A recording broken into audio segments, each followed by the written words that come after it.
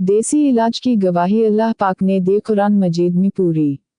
सूरत सूरा लुक़मान नाज़िल फरमाई। हालांकि हकीम लुक़मान नबी ना थे, लेकिन ज़िक्र कुरान मजीद में आया। फरमाया कि बेटियां हकीम लुक़मान से बातें करती थीं। ये खिला इशारा है कि अल्लाह की तरफ से कि देसी इलाज कराओ और बीमारियों से निजात पाओ।